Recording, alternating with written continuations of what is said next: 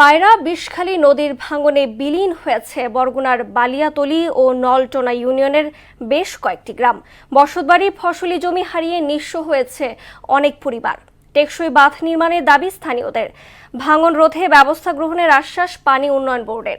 গোলাম হায়দার স্বপনের প্রতিবেদন, জানাচ্ছেন আফরিন পপি। পায়রা বিষখালী নদীর ভাঙনে বরগুনার নলটোনা ও নিশানবাড়িয়া গ্রামের অসংখ্য বাড়িঘর, ফসলি জমি ভাঙনে নদীগর্ভে বিলীন হয়ে গেছে। একের পর এক ভাঙনে নিঃস্ব হয়ে গেছে অনেক পরিবার। বরগুনার এম বালিয়াতলী ইউনিয়নের ছোট বালিয়াতলী, পালের বালিয়াতলী, ফালিসাতলী, উরবুনিয়া গ্রামেরও শত শত পরিবার ফসলি জমি এবং বসতবাড়ি হারিয়ে নিঃস্ব হয়ে পড়েছে। নদী ভাঙন রোধে বাঁচার জন্য নলটোনা ও বালিয়াতলী গ্রামের মানুষ টেকসই বাঁধ নির্মাণের দাবিতে মানববন্ধন করেছে।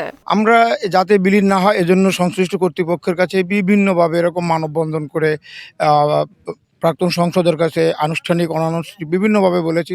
বাট স্থায়ী বা টেকসই কোনো বাঁধ অথবা ব্লক অথবা নদী শাসনের প্রক্রিয়ায় কোনো কিছু করা হয় নাই। ভাসমান অবস্থায় আমাদের এই নদীটা যদি ব্লকের ব্যবস্থা করা হয় তাহলে আমরা মনে করেন যে একটু থাকার আশ্রয় পাবো। বরগুনা জেলায় ৮০৫ কিলোমিটার বেড়িবাঁধ রয়েছে।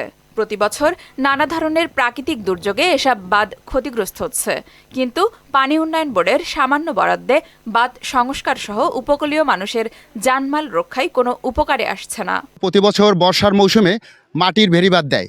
এই মাটির বেড়িবাঁধ আসলে আমাদের কোনো কাজে আসে না। হাজার হাজার একর জমি আমাদের বিলীন হয়ে গেছে, কিন্তু আমাদের দাবি হইলে আর কোনো অব্দ বেড়িবাঁধ দরকার নাই, স্থায়ী ব্লকসহ একটা বেড়িবাঁধ চাই আমরা। স্থায়ী ও টেকসই বাঁধ নির্মাণে বৃহৎ প্রকল্প গ্রহণ করা হবে বলে জানান পানি উন্নয়ন বোর্ডের নির্বাহী প্রকৌশলী। আগে যে জায়গাগুলোতে ভাঙন প্রবণ ছিল বেশি, সেই জায়গাগুলোতে আমাদের কাজ চলমান আছে। নতুন করেও আবার কিছু জায়গায় আমরা লক্ষ্য করলাম যে অতিরিক্ত ভাঙন কবলিত হয়েছে এবং দুর্যোগ ঝুঁকিতে পড়েছে। তো সেই জায়গাগুলোর আসলে আমরা যাতে টেকসই বাঁধ বা সিসি ব্লক এবং জিও ব্যাগ দিয়ে টেকসই করতে পারি, সেই জন্য আমরা উদ্যোগ গ্রহণ করেছি। সমুদ্র উপকূলীয় জেলা বরগুনাবাসীর দাবি দায়সারা মেরামত নয়, উপকূলীয় মানুষের জানমাল রক্ষায় টেকসই বেড়িবাঁধ নির্মাণের। আফরিন পপি, মোহনা সংবাদ।